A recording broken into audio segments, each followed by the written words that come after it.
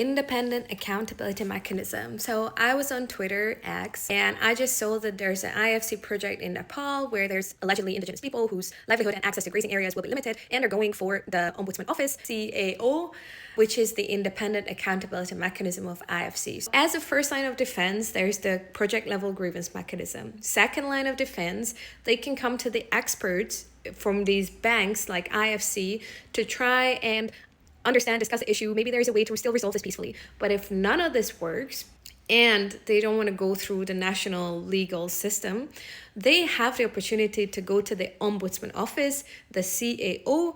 That's an independent body that's basically going to make a decision, one, whether this complaint is valid, and two, how to go about it. So what they could do if the complaint is valid, they could go for mediation. That means they appoint a lawyer, mediator, whoever, whether it's one person or more people, and they sit down all the aggrieved parties, including IFC and the client and the community and the NGO, to try and resolve the issue. This process can take years sometimes.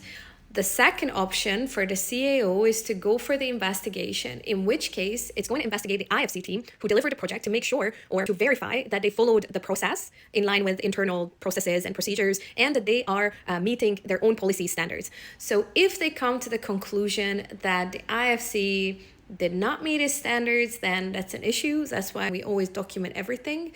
But most of the cases that I had come to the conclusion that the IFC team did the job, but in fact, it was the client and the implementation through their consultants and subcontractors that led to the unfortunate outcome.